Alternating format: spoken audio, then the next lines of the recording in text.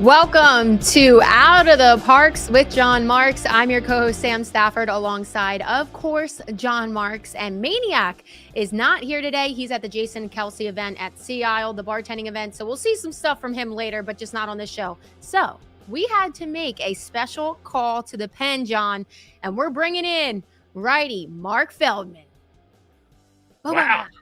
What's up, everyone? Thanks for having me on today. I think they're calling me Michael Mercado of the Out of the Parx crew, making my season debut on episode 13. Excited to be here with you guys. Lucky yeah, all right. Well, listen, I have confidence in you, Feldy. Let's I appreciate go. You know your baseball. That's for sure. You know your baseball. So let's do it. Yeah, there you go. So before we even start, I'll play the Maniac role. Like and subscribe on all YouTube, Facebook, Twitter, everything. John Marks, Bet Parx, blah, blah, blah. Like and subscribe. There we go. The Bet Parx Instagram account is amazing. We put our videos out there and we get a ton of comments and feedback and interaction. So we love doing that. So, of course, subscribe, follow, and get involved in the show. It's a great way to get involved in a lot of the stuff we're doing on the show.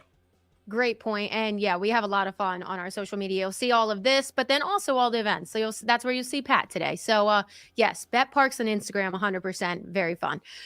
So guys, getting into baseball, the Phillies lost last night, but they won pretty well on Monday night. Now I'm getting my days mixed up. Bryce Harper, he is having himself a time, man. He's the only reason the Phillies didn't get shut out last night. He got his 20th home run of the year. Serious MVP campaign candidate? Oh, he's the MVP for sure. Outside of injury or him going cold, he's the front runner. He's going to win. I did a spot. My buddy, he does radio in Vegas, Steve Cofield. So he brought me on yesterday, and I'm like, why does he call me to do yesterday? It's like, oh, Bryce had 5 RBIs and 4 hits the night before, and they were asking me the same question. They're like, all right, because he's from Vegas, and they asked me the question like, we've talked to you before. You've told us how Bryce Harper has essentially walked into Philly and become the man in town. He's aced everything that he's done, and yet another year, 2024, and this dude's putting up huge numbers, hitting over 300, top 5 in the league in RBI. Does he have the most home runs? I know with 20, he's right up there among league leaders. This dude just brings it.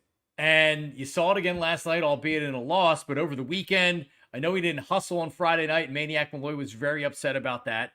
But like, he's hot, and this is the time to get hot right now. As the weather gets hot, the Phillies kind of need a little pick-me-up so they don't kind of come back down to earth a little bit. And Bryce has been killing it, and he did it again last night. Yeah, I'm looking up the home run leaders. To your point, he's 3rd in the NL. I think he's 7th overall. Yep. But to your point, great. And also, just to point it out, May 1st, since May 1st, he's had 14 home runs, 39 RBIs, 28 walks, 26 extra base hits, a 433 on base percentage, 644 slugging percentage, and it's 1.077 OPS. And all of those, he's first in every single category since May 1st. So he's really heating up. And this is what you like to see. The Bryce Harper we love and know. Yeah, and I guess Feldy, Ohtani also would be considered like a co-favorite or favorite to win the MVP. I got carried away there. But that's the kind of numbers he's putting up. Shohei Ohtani's been amazing in his first year in LA, and Bryce Harper's right there.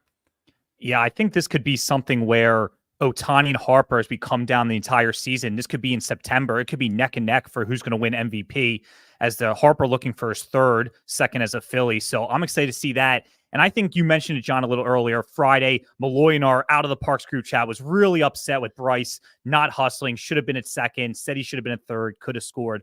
But I really loved how Harper responded on Saturday with 3 RBIs, a homer. He's just a guy where he hears the noise. He knows he should have hustled more on Friday, might have cost them the game. But on Saturday, in a 12-1 victory over the Diamondbacks, he came back, he fought back, and he was just playing incredible. And I think that's what Philadelphia loves, and that's what the Phillies love out of Bryce. So, Sam, it's actually, Sam, my question to you is, does he hear the noise? Was he disappointed in himself after the game on Friday, or was he just Bryce Harper and he just smashed the ball on Saturday and Sunday? I don't know, but I mean, he certainly, the way he played afterwards seemed like it was some type of a like, I got to step it up. Well, to your point, He grounded into the double play. I mean, he cost him a couple times on Friday night. Did Bryce Harper? they call him the showman for a reason. I 100% that he hears this stuff. We heard him in post games call out like Chuck from WIP or whoever it was. Chuck He's from Mount listening. Airy, Yeah, from Mount Airy. So, but you hear him reference all these things. He's listening, and luckily, he's one of the guys that isn't a head case, and he uses it as motivation. And so, I 100% believe that really builds up to his showman persona. So, yeah, He definitely hears the noise, in my opinion. Yeah. And that's why he responds all the time in the playoffs, regular season. That's why he's Bryce Harper. Yeah. I was going to say with the MVP voting, it kind of does suck now. Like, I didn't even think about with Ohtani, with the Dodgers. Obviously, you think about it as long term. Will we see them in the playoffs and stuff? But MVP candidate, you got to expect that it's always going to be Shohei as the favorite every single year. He plays both sides of the ball, and he plays it fantastically on both sides. It's unfair, man. Yeah, it's so Bryce Harper's in the field now. Otani's the DH, but once he starts pitching, and if he's pitching well, even though that's supposed to be a separate award for the Cy Young, it's hard not to incorporate that into the MVP. I mean, you do, because pitchers can win MVPs as well. So if Bryce keeps hitting like this, because I think Otani's going to keep hitting like this as well, it's going to be neck and neck right down to the wire. And it'd be nice to see Bryce get another MVP in Philly. Yeah, I'm definitely. And if you go on the BetParx app right now, Shohei Ohtani is the clear favorite at -136 to win National League MVP, but Bryce Harper second at +175. John, what do you think about those odds at Harper? +175 with the May and June he's had? It's pretty good, don't you think? Yeah, I was just actually pulling it up as you went to it as well. And yeah, I mean, it's pretty good value. We've done this week to week with the Cy Young over the course of the season, and we've seen Ranger go from, you could tell people weren't really buying into it, and then his numbers shot all the way up to, I think, plus 1,800 for the Cy Young, and then boom, he became the favorite. And I guess we can check on that as well again this week, even after last night's outing. But yeah, it's I think it's pretty good value, and all it takes is an injury. And I don't like to predict injuries or anything like that, but all it takes is an injury for one of these players to pull ahead. It could be even a minor injury where it costs the guy a couple of weeks, and boom. And Bryce is so hot right now. You give him a couple of weeks where Ohtani wouldn't be playing, God knows what he can do. You said 14 home runs since the middle of May. That's incredible. Incredible. So that's the one thing we do have to consider. You said that there is a Cy Young award, but MVP is most valuable player. If you have a guy that's helping you on the mound like Shohei can and helping you at the plate like he can, it is kind of a no-brainer. But it really does hurt our case for Bryce Harper, who 100% deserves it as well with these numbers. I do have one question, though, after last night. So we talked about it last week. Trea Turner, understandably, cannot run 100%. Because he's just coming back. He's kind of taking his time with the hamstring. No reason you would think to really need to run 100%. But then we saw it last night. Bryce Harper with that double. And easily, regular, healthy Trea Turner would score on that double. But we saw him only make it to third. And it's funny, he's running 80% and running that fast. But he only got to third, hurt the Phillies. They ended up not scoring because Alec Boehm hit into just a ground out. Mm-hmm. So in that situation, he can't run 100%. You don't want to make him run 100%. But are they going to need to move him then? Because you can't have a guy that can't run 100% in front of Bryce Harper. I mean, it's problematic. I guess maybe I just haven't heard them specifically talk about when guys come back from hamstrings or calf injuries or things like that. Like, maybe they're not 100%, but being 80%, my question is, what does that mean he's going to be in a month? Can he get back to 100%? Is this just what he's going to be for the entire year? Could he have sat out for another month and then be 100%? Honestly, guys, based on the way Amundo Sosa was playing, wouldn't you rather have Trea Turner at 100% and miss him for another month than have him come back to what, like you said? I mean, speed's supposed to be a big part of his game. So if you're taking if you're taking that dynamic out of his game, then what are you talking about? An 80% Trea Turner. So, I mean, I'm not a doctor. I've pulled hamstrings before. Sometimes it takes weeks and weeks to where you never really feel better. So I don't like this at all. I don't like the 80% Trea Turner, and I'd like to know if he's going to be able to get back to 100% this year. Yeah, John, that's a great point with Edmundo Sosa. He was filling in perfect. I wonder if because of the JT injury that we ended up finding out, now he's out, if they kind of wanted him back for that. But no matter what, not having JT is going to hurt this team. So a guy like Sosa who was performing, I agree with you, John. I would have rather him sat out too and just kept Sosa in. What do you think, Mark? It was definitely concerning to see that last night against a pitcher like Tarek Skubal. You really have to take advantage of all your opportunities to score a run. And to be honest, Harper hitting that in the gap, Turner had to score there. And when he didn't, and you saw him jogging around second and doing the whole thing, it really was like, whoa, he might not be 100%. And he's someone that you have to worry about his speed. And if it's not 100%, I don't know what you do. Do you rest him till the All-Star break? They announced JT's not going to be back till that Pittsburgh game, the first game after the All-Star break. But I think someone like Trea Turner, it's all about speed. So it was definitely concerning to me. And we got something we got to keep an eye on. Now, before we get into the All-Star voting talk, one thing that we do need to hit on, we're talking about how great Bryce has been, but Schwoon, it's still Schwoon, and you wouldn't even know it. So, guys, it's Wednesday. We haven't seen a Schwarber home run since last Tuesday. This is probably the biggest stint in June for how many years that we haven't seen a Schwarbomb. But you guys know I've been betting $10 every single time. I'm only up $15. Uh-oh. So I'm betting 10 today. We'll see how it goes. I might only be up $5. By this time next week, it'll officially be over June, but we'll see. I might be down. We thought it was impossible a week ago. Man, he has went cold. Maybe this is the time where you people out there, you go to the Parx app and you look for 2 home runs in a night. You look for some value because he can't possibly remain homerless here for the rest of the month, right? He's got time to turn it around, Sam. So maybe he is in a bit of a slump, though. He's had not back to back, but since we last talked, he had 2 games where he was 0-5. Yep. So he's in a bit of a slump. We'll see. Last night, I will say, I went and I had to live bet because I forgot to place the bet. So I went into the Parx app and I got him at plus 850 after his first at bat. It was like the second inning. Proud of you. So, I mean, he didn't hit the home run, but that might be the move because you'll make major money. I would have won like $95, including my $10 back. So, wow. Yeah. And thinking of what he hits so many leadoff home runs, they figure if he doesn't hit the leadoff home run, then it's very true. Yeah, I mean, but if you're thinking that he's going to be really hot, why not? And throw $5 at that number right there on the live bet. Yeah, maybe I'll have to start cutting my bets in half a little bit just to preserve just to stay that. alive. But, okay. Yeah, right. Plus 310 on the Parx app to hit a home run today. And go. John, you mentioned 2 home runs, plus 2,800 to hit 2 today against the Tigers. That's some good odds, though, and it could happen. Good value. Yeah, wait, who's on the mound for the Tigers tonight, actually, now that you say I believe it's a bullpen game. Yeah. So we have Spencer Turnbull. We'll get back into that, coming back into the starting rotation, and Tyler Holton. Okay. Yeah, bullpen guy. He'll throw a couple innings, and then they'll go deep in their pen. So maybe Schwarber's got a shot, and he hits lefties well. Yeah. Yeah, and So especially against bad teams, and you go into their bullpen from the start of the game, right? Like this might be the perfect end to the series where boom, Phillies get out of there, they take 2 or 3. It's a fun game to watch today. So I agree with you on that one. So definitely hammer that. Phillies All-Star voting. So let's look at this. It doesn't end this first phase until Thursday night, the 27th. And John, you were trying to explain this to me earlier, and I cannot grasp the concept. Explain how this works for us. All right, so it's the normal voting right now.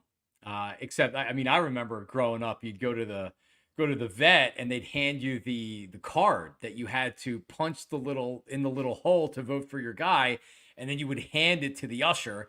And then a lot of times it'd be the usher like, give us extras, so we could try to stuff the ballot box.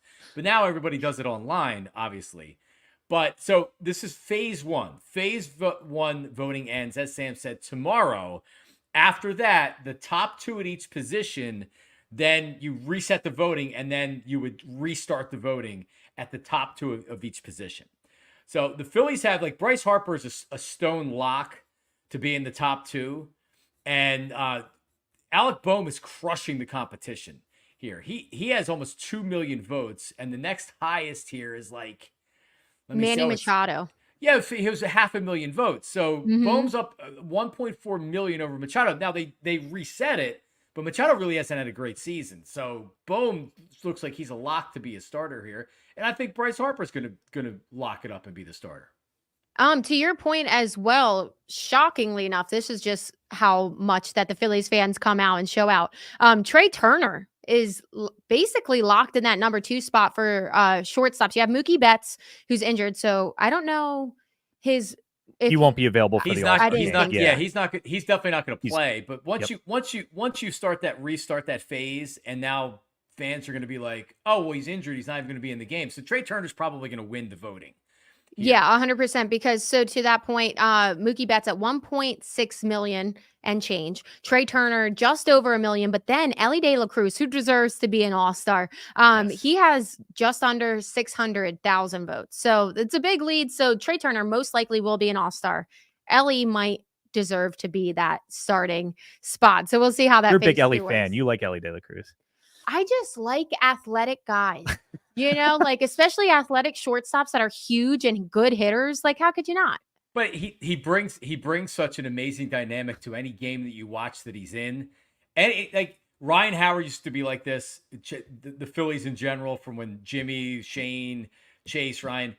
But you weren't going to the bathroom when those guys were coming up. When you were at the stadium, you were making sure you were preparing your beer, your bathroom trip around those guys batting. Elly De La Cruz is the same thing. His speed dynamic, and you mentioned his size. How the hell can he play shortstop, being that big? But he's so athletic.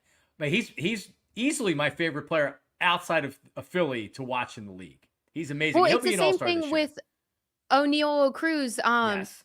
O'Neal Cruz from the Pirates. He's a shortstop. He's like 6'6", huge, fast, power bat. They're basically the same thing, but I think Elly's more marketable just because he's more personable to the fans and all of that. Nothing against O'Neal, but just back to Harper real quick. I'm in shock when we talk about all-star games over the last couple of years. He's been here 6 seasons.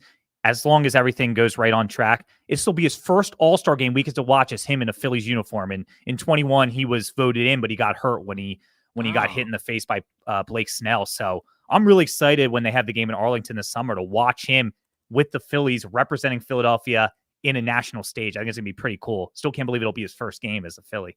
It does kind of feel surreal just that he hasn't made it. He's been here, since 2019. He's won an MVP in that time. We've made the World Series, the NLCS back-to-back years, but this will be his first all-star game. It's pretty wild. I guess a slow start that MVP season. Yes. Yeah. And he was like on a revenge tour after Snell hit him when he came back. Yeah. Oh, the revenge tour.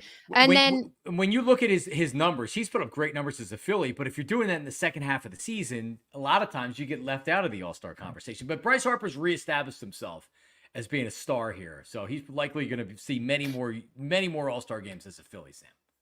Well, and to your point, very true that we know that the Phillies have been notoriously is the word off to a slow start these past few years. So we're seeing this year, obviously they were hotter earlier, and we'll see if they can keep it up, hopefully. But looking at these outfielders, so the top 6 outfielders go on to phase 2.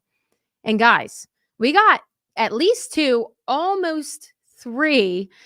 So Brandon Marsh is in 5th right there for the Phils, and Nick Castellanos in that 6th spot. And you might be like, well, whoever's behind Nick Castellanos might sneak up on him. No, in that 7th spot, it's Johan Rojas.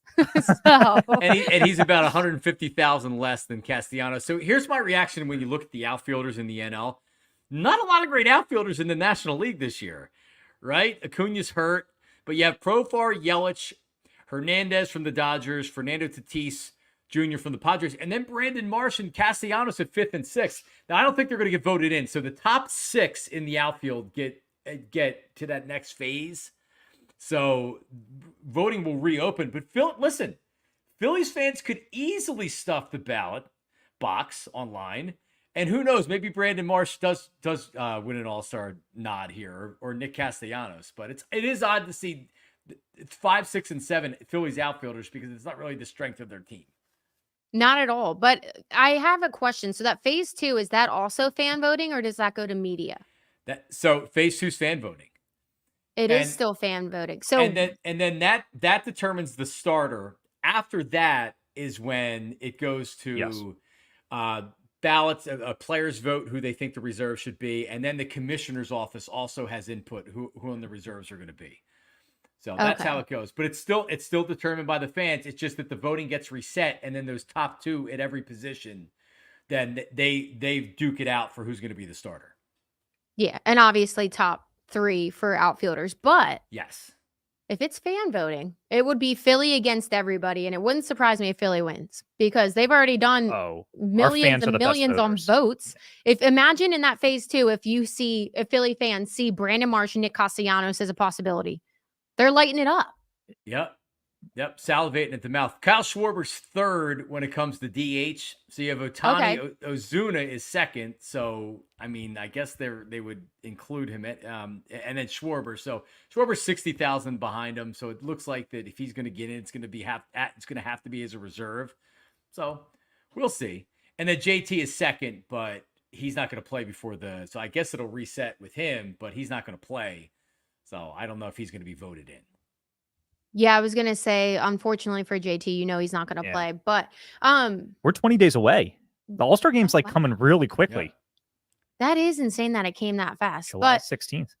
Everybody watching this, you got one more day to get those votes up. Make sure that the Phillies make it to phase 2, and then we're resetting and we're going lights out, baby. By the way, Bryson Stott's third, and he's almost 200,000 votes less than the next one there. So it doesn't look like he's gonna be in the final phase. But I guess you never know. Phillies fans have done crazier things in their time. That's true. Yeah, but it's also surprising. Just to see some of these. So second baseman is Marte from the D-backs is leading that one. But then you have Corbin Carroll for the outfielders, not even close. And I feel like D-backs fans would have really rallied around that. So it's surprising. Yeah, he's really struggled this year. Yeah, I guess maybe that's why. But okay, looking on to where else the Phillies succeed. And that is our Cy Young watch, guys. So looking at the updated version, Ranger didn't have the best performance last night. Well, I guess he was kind of spot on until that fifth inning. Yeah. Yeah. He couldn't control it then. And it wasn't even like they were getting power hits, which is really frustrating because sometimes it's he misses one spot and it's a home run. It lights him up and you can't do anything about it. They just connected and they got a string of singles there to bring in 4 runs in that 5th inning. Unfortunately for Ranger, bringing his ERA to 2.01. But fascinatingly enough, that's a tough word to say, he's still the ERA leader for the National League. And fun fact, so I have to pull up this picture real quick just to get the numbers right. But the top 3 ERA leaders in the NL are all Philadelphia Phillies. So you got Ranger Suarez at 2.01 now with the ERA. And then you got Sanchez, the second best ERA, 2.67, and then 2.73 for Wheeler. So absolutely incredible and very good for their rotation. But so yeah, Wheeler plus 200 in that Cy Young watch, Ranger at plus 450, Tyler Glass now tied with him at plus 450, and then Iminaga, whatever, I can't say his name, at Cubs plus guy. 650. Cubs guy. Yeah, that's what we'll call him. So still looking good for Phillies fans. Yeah. And Aaron Nola, I was looking at the same things you were. Aaron Nola has 11 quality starts this season. Zach Wheeler has 12. So you want to know a big reason or the reason I'll say why the Phillies are where they are right now. Their starting pitching has been unbelievable. And Chris Sanchez coming in and you pencil him in to be all right, quality 4. No, he's been much better than a quality 4. In fact, he got a new contract. But the starting rotation outside of Taijuan Walker, who we'll talk about coming up in a second, has been unbelievable. Really has. Yeah, well, you just hit the head on the nail. Taijuan Walker has obviously been the weak spot, and we kind of tried to have the optimism and tried to cheer him on, and we knew from the beginning how long would it be until we saw Spencer Turnbull again because he was lighting it up in the beginning of this season, and we're seeing it today, Mark. Yep. So Spencer Turnbull comes back. He's on a 70-pitch limit just because he has been coming out of the pen. I think he threw 50 pitches on Friday. He had 3 innings in his outing. So they're trying to build him back up. To your point, yep. Yeah. So Spencer Turnbull, what do you guys expect from him? Do you expect him to just not skip a beat and come right back in as strong as he was at the beginning of the season? Go ahead, John. I mean, I need him to go 5 or 6 innings and give up no more than 3 runs. I need him to be the 5th starter. If he dominates or he looks as good as he did in his first stint as a starter, awesome. I don't know how the Phillies are going to lose, but like I just need him to come in and not do what Taijuan Walker started to do, which was give up runs early and really give your team not much of a chance. I was at the game on Friday night. I could hear what the crowd was chanting. I didn't know how loud it sounded at home, but it was another bad start. I mean, you could tell that something was off a little bit. He was getting crushed. And Rob Thompson even said after the game, I don't know if he's healthy. And Taijuan Walker said, I'm healthy. Well, he goes on the DL. I really wasn't that surprised, but it's like a lot of times these problems work their way out on their own. And that's happened with Taijuan Walker. And who knows when he's going to be back? Who knows if he ever gets his job back? But I think everybody will agree with this, that if Turnbull comes out again and pitches well, he's not leaving the rotation. This is his job to lose now. To before, the Phillies almost had to defer to Taijuan Walker because he hadn't started this year. Well, he started this year and hasn't looked good. So Turnbull, this is a huge opportunity for him to establish himself. He's on a 1-year deal. If he comes in and he takes this job and he has a rest of the season that is an above average or a good season, he's going to get paid next year. So, I mean, that's my hope is Turnbull comes in and takes the job, and then this team is really, really going to roll.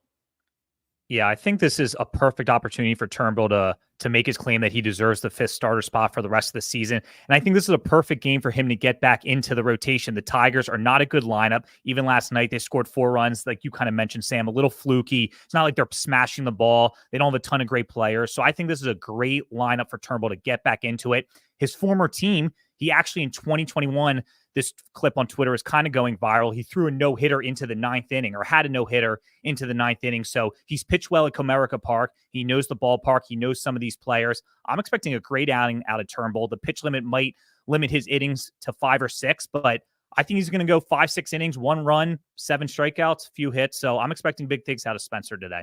Yeah, I'm right there with you, Mark. I expect him to have a good outing. You don't have that strong of a lineup for Detroit. He's pitched there before, so we'll see. Hopefully he comes out here in less than an hour and he's lights out. But I agree with you 100%, John, that this is his job to lose. And how could it not be? Taijuan Walker, you had to give him a chance.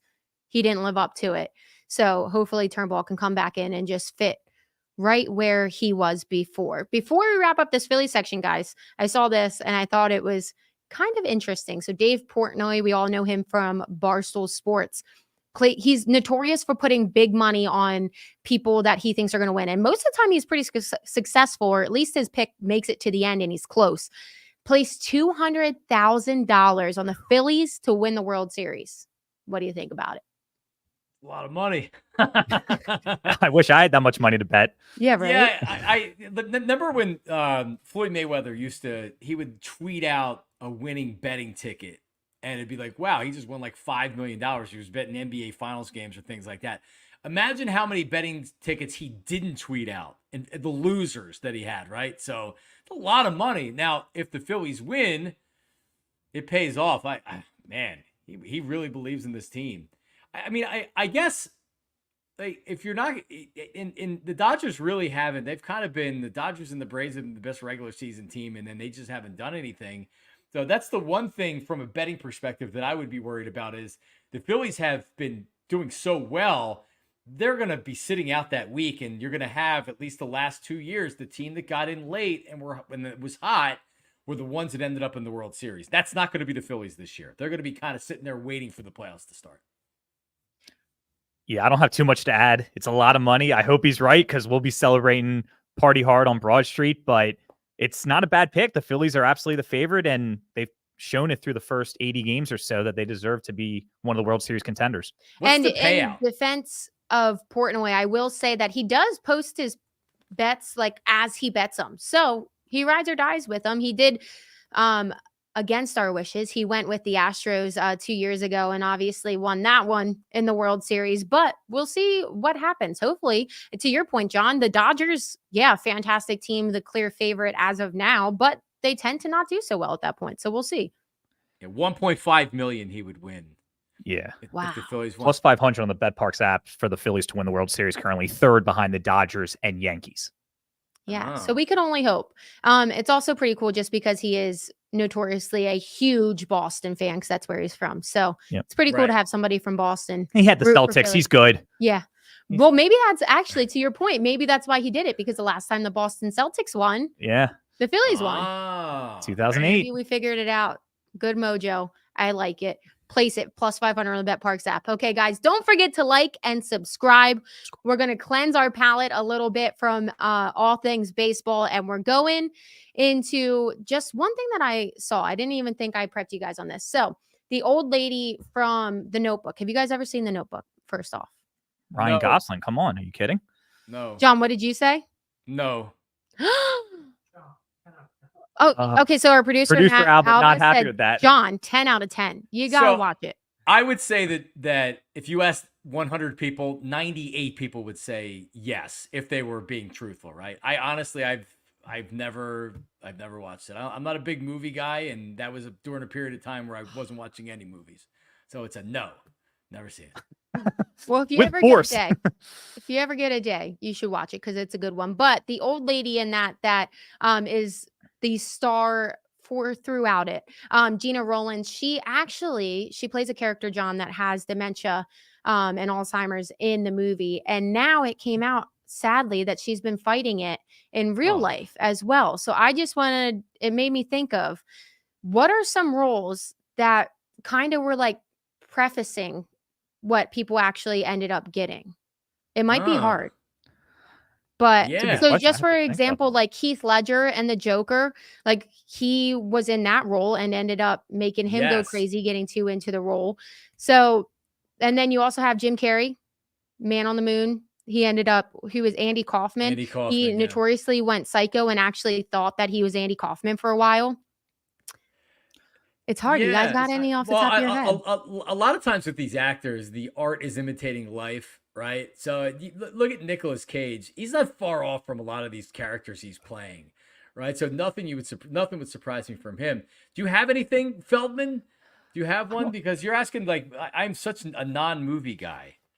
Yeah, I don't know if I have anything specifically. I don't know if this counts, but Space Jam, like Michael Jordan, like he plays No. basketball and does that count? That's No. I think he got that part because he already was Oh, okay. it. But you're kind of on it. I know it's hard to hit you guys Maybe on like the spot. I meant to 25%. give you guys a little bit of a hint. I'll think about it for next Matt week. said the Joker, and to his point, because we mentioned Heath you had Ledger, that. but also Joaquin Phoenix. Oh, He geez, went yeah. a little psycho after his portrayal of the Joker, which Joker 2 is coming out soon, and I'm excited for that as well. So it would have to be like morbid. It would be drug overdose or cancer or something like that. Like somebody played a character and then they overdosed or something. Yeah, So you're right. It is kind of morbid now that you're talking about it, because it would be Man. cool if somebody was like a happy-go-lucky character and they're like, and now I'm fantastic. I Right. know this is Alzheimer's. But Yeah. yeah. Okay, well, that was a tough one. So we'll move on and we'll get right back into baseball because it's a baseball show. So Like and subscribe. YouTube comments. We're live right now. You got any questions? Hit up Jon or Sam. Like and subscribe. Back to you. Yeah. Sam. great job, Mark. You're doing fantastic. I Thank you appreciate for keeping me on target. So MLB news. Edwin Diaz, we talked about him earlier this year, but he was just found guilty for having a substance on his hand. And when they showed like the up close pictures and stuff that you can see online, he definitely was cheating. we're Such showing a it now. Mets thing. Yeah. And you can see it Oh over my here. Such God. a Yeah, no, Mets, dirty, gross. The still picture that you're talking about, Sam, I know the exact one it is. It looks like he soaked his hand in syrup or like to a pine tree and then So came onto the obvious. field, right? It's so obvious. I mean, there hasn't been a lot of players, especially recently, that have been caught. And even though he denied it, he's like, well, I'm not going to appeal. Like, well, hang on. What do you mean you're not going to appeal? It was just what you're normally doing, you should appeal. It actually makes sense. This guy's like freaking out because he struggled. I mean, really between injury. Remember, he was jumping up and down with the World Baseball Classic. It cost him the season because he got injured, had the knee injury. So now he's struggling this year. So what's he doing?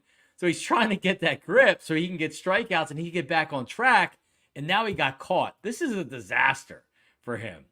And yeah, that's the picture right there. Yeah, like I realize that that substances are used on baseballs, and they Major League Baseball, and it's part of it's their own fault. They make the ball so slick, and it wasn't always like this, but they're really slick. So these guys are trying to get something for a better grip, and the rosin and the sweat and the dirt only goes so far.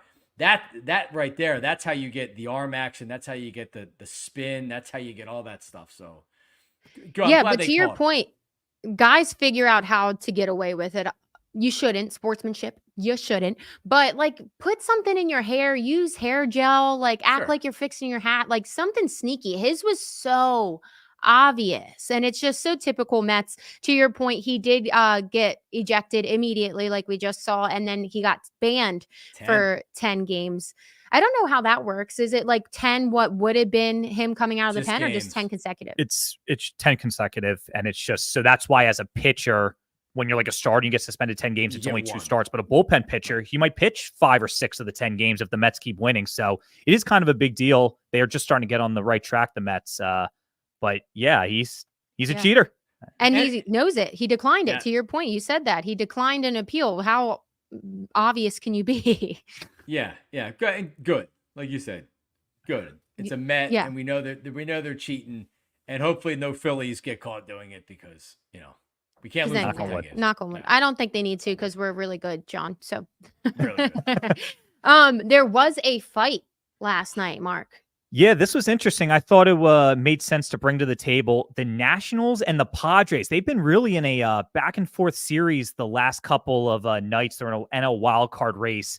And I wanted to kind of bring up a benches clearing brawl. So just very quickly, the background on it. On Monday, the Padres were down 3 in the bottom of the 10th, and Jurickson Profar hit a walk-off hit for the Padres to have a big comeback. As he's celebrating in front of the Nationals dugout. He's kind of like sort of rubbing it in their face.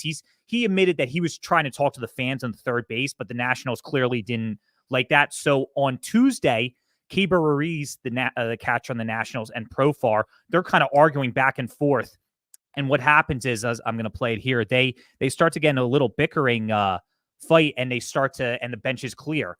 So blah, blah, blah. They keep fighting. And eventually Mackenzie Gore hits Profar. It'll pop up on the video we're showing. And this is the beginning of the game too. So they didn't waste any time. Yeah, wow. Yeah, this is the bottom of the first. The Nats were really upset. And Mike Schilt, the manager on the Padres, finally gets ejected at the end because he's like, why is there's no pretty much he's like, why didn't the national pitcher get ejected? So it ends up happening where Manny Machado hits a home run and kind of ends up rubbing in the Nationals' face. Here's where he's going to get hit in the foot, and the Mike Schilt gets ejected. But the question is, as we show this and kind of wanted your opinion, what's the craziest benches clearing brawl either you've been in person for or you've seen? Sam, I know you had one we were talking pre-show, and then John, go ahead. Oh, yeah. I'm just watching that clip. It is kind of funny, though, because the pitcher kind of sold it. You hit him barely on the foot, and he just goes, man, it looked like he actually did it on accident. He kind of bought me on that one. But so my most notorious one that I remember was Yankees versus Detroit in 2017, John. And it's more so like just the memory of where I was. I was literally covering the Little League World Series. So I was in the media section.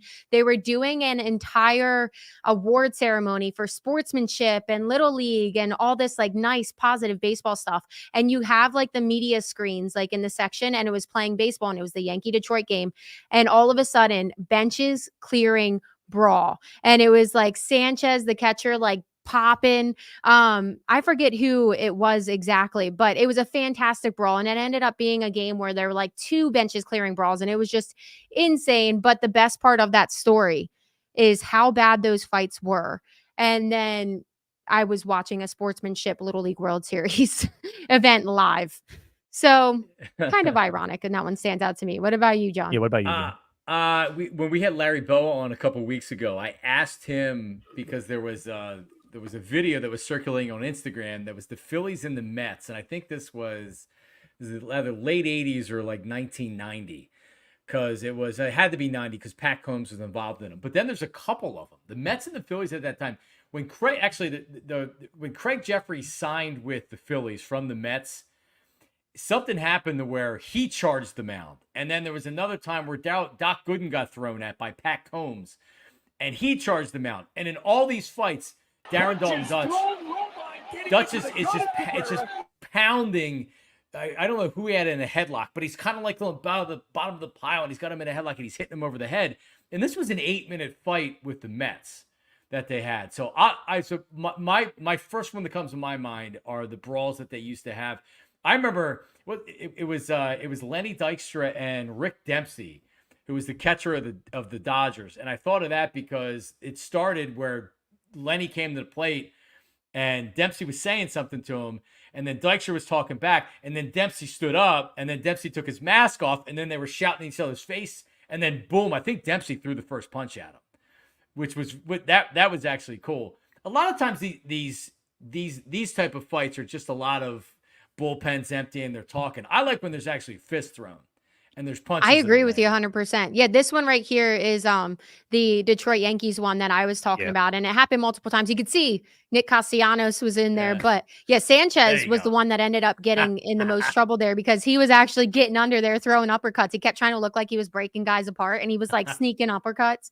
But yeah, that's awesome. I just love when there's actual fights. I was going to ask about yours, John. So I looked it up. Lenny Dykstra. That was around the time. So you said it was like in the 90s. So that was when he came over from the Mets. So was he involved in a lot of that chirping? Like, were they going after Lenny? Was he starting it? I don't think it was Lenny. There were a lot of like Roger McDowell. And so here's the Rick Dempsey. Got up, they took off, and there we Dempsey threw it. The bench is cleared, and that's a good one. Baseball free-for-alls, no one was hurt, but everybody and there's had Dutch, a lot of fun. First guy out there, in the top half of the seventh inning. Now I have a question. Would they get suspended for a long time back then? Because obviously it's much more severe now, like they try to prevent it. But I feel like back then it probably wasn't as bad. Yeah, I honestly don't like. I don't think it was looked at. I mean, how can you not love it? And that's fight. By the way, is that fight number 2, or is that fight? Was that not the original one? That was the. I think it restarted, but yeah, same one. It is. I mean, I don't know if because they don't really crush these guys. They'll give them 5 games or 10 games. Like they're more worried about the cheating, I think, than the fighting. Because honestly, we showed the clip earlier.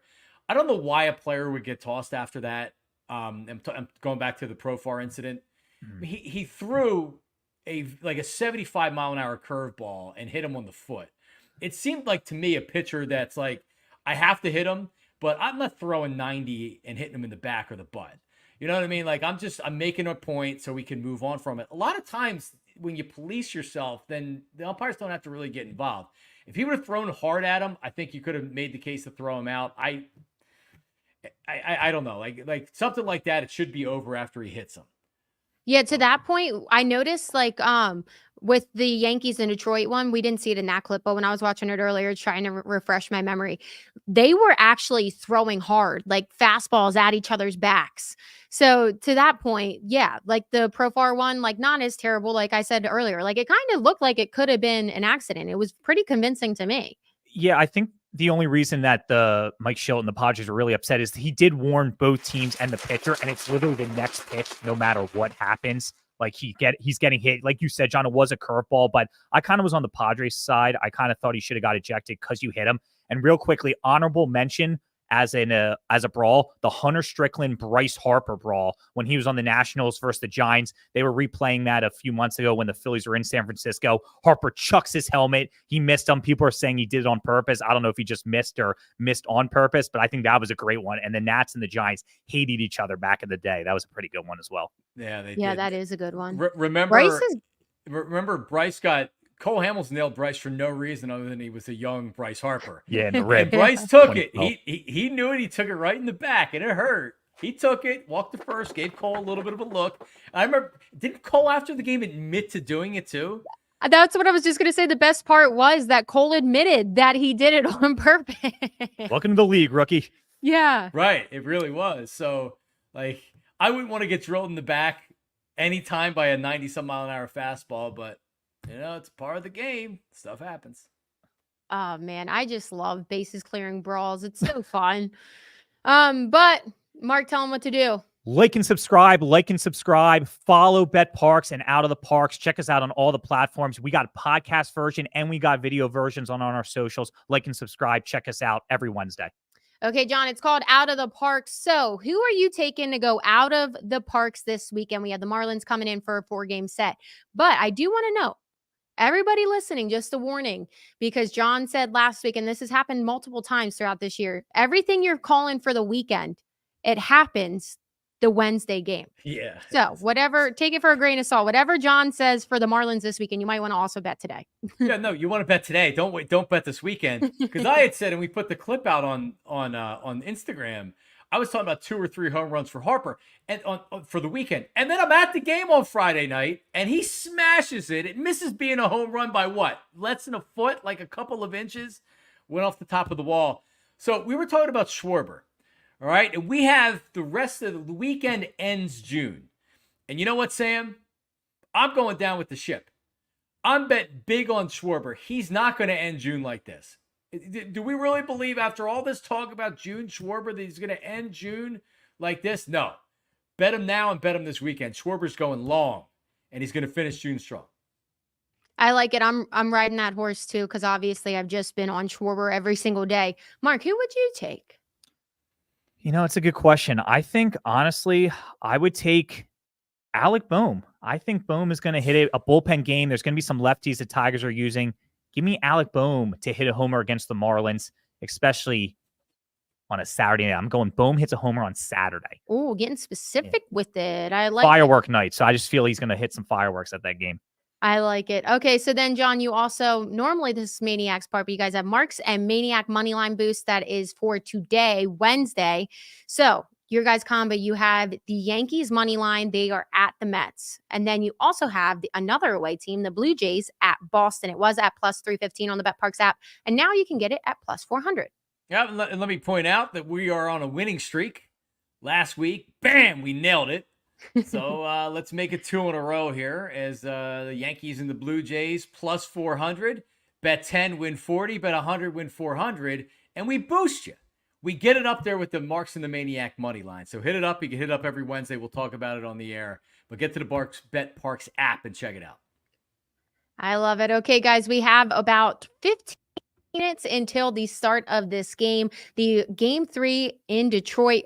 Real quick, the lineup. You got Schwarber, Turner, Harper, Bohm, Castellanos, Stott, Marsh, Dahl in left field, and Stubbs behind the plate. And obviously, we talked about it. Turnbull makes his return to the starting rotation. So we'll see how it plays out, guys. How you feeling today? Are you taking the Phils? Oh, yeah, for sure. This is a, after going cold last night and facing a very good starting pitcher, today's the day against the bullpen game of the Tigers. Today's the day game. You could see a couple of homers here within this lineup. So, and isn't it crazy? You see Alec Bohm now, and the producer that he is at the plate, not just with hitting home runs, with singles, doubles, a little bit of everything. He is, and I like the bet of Bohm going deep here, Feldy. So I feel great right now. I can't wait to see what they do this weekend. But let's get the win and let's get out of Detroit with winning another series. We got it. Yeah, it's awesome even to see that Bohm kind of has dipped off a little bit from the high production we saw earlier, but he's still got like a 309 average. He's still one of the RBI leaders in the league with Harper like right behind him in both of those categories. So to your point, it might seem like he's been quiet, but he's still producing. Yeah, I like the Phillies to win today. I'm going 7-3 on getaway day, and I've never seen a player use an off day like Bohm had in Boston that Thursday night. He's been on a tear ever since. So I think the Phillies win big, Turnbull pitches well, and the Phils win another series and take 2 out of 3 in Detroit. Awesome. So the Phils are the favorite at minus 162 on the Parx app. Relaxing game today. Phils show up, says Mike Fry. So I love it. I hope it's a relaxing one. I think Turnbull is going to get the job done. Okay, guys. So don't forget to like and subscribe wherever you're watching. Follow us on Parx on Instagram, Twitter, Facebook, everything. Follow John Marks Media on Twitter, YouTube, everything. And thanks for tuning in to episode number 13. We'll be back next Wednesday.